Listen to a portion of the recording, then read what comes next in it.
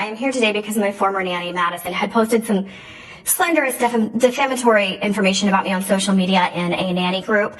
It was a nanny group with which I hired her through, and my boss is the one who recommended me to this nanny group. So when my boss saw this accusation that was posted publicly, I was also tagged in this, so it's in the group posted, but the public can see this, that my name is tagged, my reputation has been ruined. I was terminated from my job, a job that I really loved, helping women and children in traumatic situations, and I was a psychotherapist for them, and now I have had to find new work. I've had to find a new nanny. It's been a very traumatic couple of months for my family because this young woman had an opinion of a situation that she decided to blast on social media, and I think that there needs to be repercussions for her actions. Okay. Lots to go over here. Lots of claims here. Let's start with how long, Miss Sullivan was your nanny? It was about 6 months. Okay. And how did it go, for the 6 months? In the beginning, Your Honor, she was wonderful. We met, as I mentioned, on the, social media group for nannies, and I saw her profile. She looked very promising, so I did a quick Zoom interview, and she seemed wonderful. So, she did make a comment in the beginning I felt was a little bit concerning, but I kind of just let it, what did she say roll off my shoulders. She mentioned how she doesn't like helicopter parents and that she prefers to be able to do her job without the parents interfering, or as she called it, hovering over her while she's with the kids. And I said, well, both my husband and myself work outside of the home, so we won't be there. You know, we're hiring you to basically watch our children while we are both away from the home at work. So I assured her that it wouldn't be an issue with us hovering, as she called it. So in the beginning of the 6 months, she really went above and beyond. She was fabulous. Around the end of the 6 months, there was an incident where, well, my husband had been sick, and he had about 102 fever in the morning when I left for work, and so he decided to stay home. We had the agreement that, you know, she needs to be with the kids. She asked to be privately with the kids, to not have us interfering. So he agreed to stay upstairs in the home office and work from home, even though I tried to get him to rest, but, you know, men. So he was working from home that day, and at about 4 o'clock in the afternoon, I guess, he came downstairs. She was in the bathroom at the time, and she had the door open. Now, she did text me. I will give her this. She texted me about 5 o'clock that afternoon and said, Jessica, I just wanted to let you know there was an incident. Your husband walked in on me in the restroom. I was fully naked. She was wearing a romper that day, so. So she had to take the whole thing off to use the bathroom. But what I don't understand is the door was left open. Now, our daughter, Annie, my 2-year-old, does have some separation anxiety, so I know that she doesn't like to be away from the adult figure, but I don't understand why Madison didn't just bring Annie into the restroom and close the door while she was in there instead of leaving the door open. Okay, so let's find out some more from Miss Sullivan about just this particular part. Okay, Miss Sullivan, you were working as a nanny for the plaintiff for 6 months, yes? Yes, correct. Okay, and you agree that the first 6 months went well up until this incident? Absolutely. It was super fun. The kids, how many kids were you watching? 2 kids. One's 2 and one is 5, Annie and Max. They were awesome. They were really well behaved. We would go to movies, get ice cream. We would just play around the house, and it was really fun and rewarding. So it was all good until it wasn't, as often is the case in my courtroom. And then you're saying on this particular day in question, Madam Plaintiff was at work. The husband was at home due to illness, but he was working upstairs. Correct. Yeah, I was told he would be upstairs the entire time. Okay, but it is his house, and so at some point you're saying that you were using the bathroom downstairs? Correct. And you had a romper on, so you had to get completely up in order to use the restroom. Yeah. All the ladies in here know what that's like. Absolutely. And then your door was open to the bathroom because... Why? So Annie, the 2-year-old, she has separation anxiety, and she will throw a fit if she doesn't see the adult figure. Okay. So you leave the door open also to keep an ear out for the kids. You never want to leave them alone. Okay. So I just cracked it so that I could keep an ear and an eye out. So the door was cracked a bit. At what point does the plaintiff's husband walk in and see you? So I was using the restroom, and all of a sudden the door just pushes open, and there he is, and I freak out. Obviously. So I pull my romper up. I wasn't expecting him to even come downstairs because it was already predetermined that he would not come downstairs. So I'm pulling it up. I apologize. He apologizes. He heads out. And I went ahead and messaged Jessica because honestly, I felt like she deserved to know from me firsthand because I don't want her husband to say, oh, this happened. I want her the honest truth. This whole situation comes down to one thing. When you're in someone else's home, especially around their family, your standards for boundaries have to be higher than normal. not looser. So is the door open innocent or inappropriate? Why is it open at all? I'm teetering on this because I feel like the romper is something that's inappropriate to wear, because you have the one side, do you want your children to see her, but also there should be a standard of care outlined for how that is handled, considering the ages of the children. The husband being home added in another variable. I am curious about why he was downstairs to begin with. He could have been looking for her, wondering why the kids didn't have any supervision in that moment. Could be something else. Was it an accident on his side? We have to look at intent versus perception. Even though her intent was to watch the kids, how it looks is very different. Intent doesn't protect your reputation. Perception is what people react to. She does have the key behavior where she texted the wife right afterward. That actually helps her credibility. But also, why feel the need to explain so fast? It could mean transparency, like she says, or it could mean she knew how it looked. Because either way, someone crossed the line. The question is, who? So let me know in the comments, if you were the mom, what would bother you more? The door being open to begin with, or your husband being downstairs at all? Let's get back. Okay, so she messaged you, and what did you say? I apologize for it happening, because I'm sure it was a very uncomfortable situation for both my husband and for her. Yes. I said, I'm sorry that happened. We had talked about him staying upstairs all day, but I think in his sickness, he probably forgot. He probably didn't know, 'cause that's usually around the time I get home from work as well. So he probably didn't even know that she was still in the house. And when he came downstairs to use the restroom and saw her, and she told me, I said, I'm sorry that happened. I promise it won't happen again. You know, I'll make sure, you know, that I have a discussion with him. But accidents happen, you know. Right. Question, just curious, is there a restroom upstairs in your home, ma'am? There is not. There is not? No. Okay, so the only restrooms to use are downstairs. We have two downstairs. We have one in the master bedroom, and then we have one in the hallway downstairs, which is the one that would be. And you were in the hall bathroom? Correct. Okay. Let me ask you this. So at what point do you go on said message board and write some kind of complaint? So something happened before this to spur my reaction on the nanny board. After this had happened and I had talked to Miss Coleman, about a week went by, but I started getting extremely uncomfortable because Mr. Coleman started making some really odd comments and acting strange, very out of character. Like what? So I definitely noticed that he would leave for work a lot later than normal. And then he started asking me, oh, do you have a boyfriend? And if I was your age, then you would definitely be my girlfriend. Okay, so you thought he was flirting / you at that point? Absolutely. It was totally unprofessional. And he had never done that before? No, it was so out of character until this incident in the bathroom happened. And did you communicate your uncomfortability to Miss Coleman? Absolutely. I pulled her aside after she got home from work one day and I said, listen, I'm starting to feel extremely uncomfortable about this situation. Your husband's making really rude and inappropriate remarks to me, and I really just don't appreciate it at all. And what did she say? She absolutely flipped out on me. She starts calling me a liar, saying I'm trying to seduce her husband. That is far from the truth, if I've ever heard far from the truth. Okay, thank you, ma'am. What did you say, ma'am?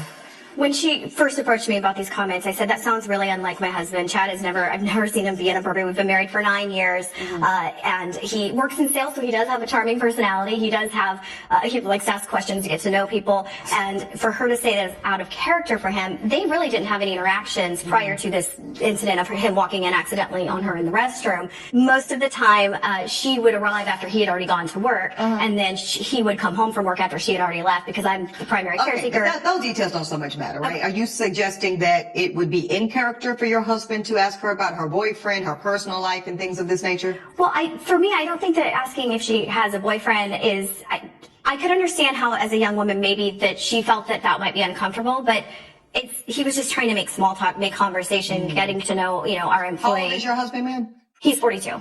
Okay, ma'am, how old are you? I'm 21. Inappropriate. Period. Just so if you weren't clear, I hope you are now. Inappropriate. So you're creeped out. She says she responded rationally. You say not. When does it go to a place of no return?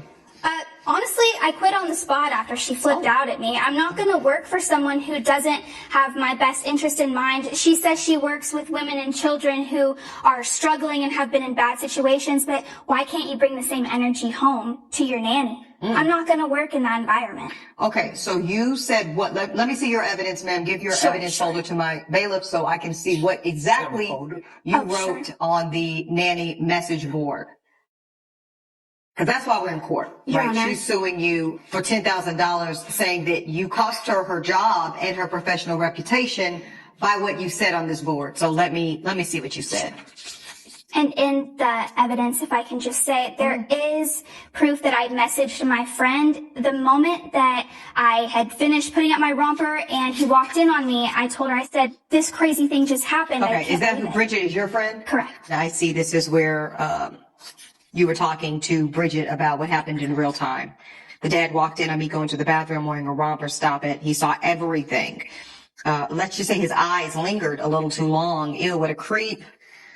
You know how I told you about the kid's dad being weird towards me. Uh-oh. Well, I brought it up to Jessica and she blamed me. No way. She accused me of trying to seduce him. She handled everything so poorly. I quit right there on the spot. I can't work for someone like that. Okay, so that's what you told the court. What I want to see, ma'am, and what I need to see from one of you two is what was said on the message board. Your Honor, I have that evidence here. Thank you, ma'am. You're welcome. Thank you, sir. Yes, this is what I need. This is from you, Miss Sullivan. This is on the nanny message board. I was forced to quit my job after Jessica Coleman refused to stand up for me. Her husband was being a creep, and after voicing my concerns, she decided to blame me. Her literal job is helping women who have been victims of creeps like her husband. She's a fraud. Do yourself a favor and stay away from this family. Nothing good will come from working with her. Did I see you have been terminated from your job, ma'am? That is correct, Your Honor. Okay, dear Jessica, your employment will be terminated. We think this is the best decision due to recent social media activity, highlighting offensive behavior on your part. Your actions go against everything we stand for, and we can't have someone displaying that kind of behavior tied to our organization. If you have questions, I'm available. I wish you the best. Wow. All right. Do we think that the dad's behavior is a pattern or a personality? Think about it. One comment might be awkward. Multiple comments about her looks, her dating life, and if I was your age, that is not personality. That is a pattern. Repeated interactions means it is intentional, not accidental. And the age gap from 42 to 21, how many topics could you talk about from there? You could have asked about college. You could have asked about anything else. In this scenario, the dad holds all the power. He's older, he's employed, he's married, he's in control of this environment, and she's 21 and an employee in his home. With her telling the wife and her choosing the husband over the employee, a lot of women don't want to believe it. So they protect the relationship instead of investigating his behavior. My take is when someone brings you a concern about your partner, the worst thing you can do is immediately attack the messenger. Because if they're telling the truth, you just silenced the only person willing to say it. Charming to you can feel very different to someone who doesn't have the power to push back. Do you think the nanny post in the review was the truth or retaliation? So let me know in the comments, who do you believe here? The nanny speaking out or the wife defending her husband? Let's keep going. What did you think when this happened, ma'am? I was honestly shocked. I mean, this entire thing feels like it got blown way out of proportion. As I mentioned and as you've seen, I apologize for the restroom incident. And then when she started accusing my husband and blaming him and calling him a creep, for her to say that I blamed her, I believe is inaccurate. I did not blame her. I simply said, well, why was the restroom door left open? And, why did you choose to wear a romper? I mean, I've worn rompers myself. They're adorable, but I think that it's not necessarily... Well, let's not get into the nitty gritty of that, ma'am. I think what's important here is you're asking for $10,000 because this is how many weeks you were terminated? That is actually an earnings statement. It took me 2 months to find, so I was earning $5,000 a month and it took me 2 months to find a new employment. Okay. And also being out the cost of not having a nanny for that time and finding a new nanny, which was very difficult. That's a lot of money. Okay, so this is what I'm going to say. I don't like the way you handled it. I'll start with this. Ms. Coleman. I do believe that when a young, vulnerable 21-year-old woman who's in your home expresses uncomfortability, not that you necessarily have to take her side, but I do think you have to make the space for you and your husband as the adults in the position of power. And that's important, right? Because then you want to make sure that whether you believe her or you don't, you maybe believe she's exaggerating about your husband or not, that you create an environment that's comfortable enough for her either to do her job or to do what she did, which is choose to leave. Young lady, I empathize with you being uncomfortable. I think many women have been in those situations where men particularly have made us feel less than safe. Right. I commend you for your decision to walk away from an environment that you didn't feel safe in, whether or not it was justified, whether or not it was reasonable. Only Mr. Coleman would be able to give me more information about what he really did and said. But I do think you get to leave regardless because you deemed it unsafe. But what you don't get to do is lie. And there's at least two lies I see here. You say, I was forced to quit my job. I don't see no force. I think you made an adult decision to remove yourself from a situation that did not feel safe to you, and I commend you for that. But you were not forced to leave your job. That was a choice of free will and liberation. So that's a lie when you say Jessica Coleman forced you to quit your job. You said her husband was being a creep? Probably. You said she decided to blame you? Probably, because that's typical. The girlfriend will typically lash out at the woman accusing her loved one of something vile. I'm not saying that's right. I'm saying that's what we all see. Her job is to help women who have been victims of creeps like her husband. Debatable. She's a fraud. Ma'am, that's a lie. Okay? The court determines that's a lie in this context. Nothing you have shown this court makes her a fraud in the context of deceiving, lying, and being malicious or manipulative.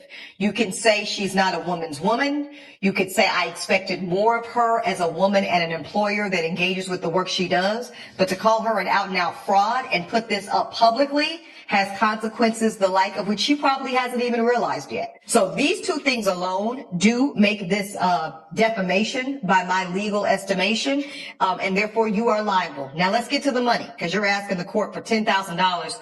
Ma'am, that's a lot of money. I am going to say that some of this could have been mitigated by you showing up in a stronger way of protection for this young woman, for you doing some things that made the space for her to either leave or leave with maybe a little less feeling of the need to retaliate, because I think that's what you were doing, young lady. You were retaliating. So I'm not going to give you $10,000. What I am going to do is find in favor of $2,500. I'm going to give you something for your hurt reputation and wish you the very best in the rest of your career. So I do rule in favor of the plaintiff. I do find defamation, young lady. You don't need to do that anymore, but I'm only ruling for $2,500 for your hurt reputation. That's fine. So the judge didn't deny the behavior. She punished the wording instead of whether the husband was being inappropriate. Did the review cross the line? It's worth observing that the two smallest lies collapsed her credibility. The moment you exaggerate even slightly, you lose protection. Now, it's not just your experience, it's a claim you have to prove. And you can feel completely right and still be legally wrong in how you say it. If you look at this from start to finish, nothing was ever fully clear. Across the first part, the situation felt off. The second part, the behavior felt inappropriate. The third part, the response became extreme. But at no point was there clean, provable clarity. Why this matters is because feeling uncomfortable does not mean it's proof.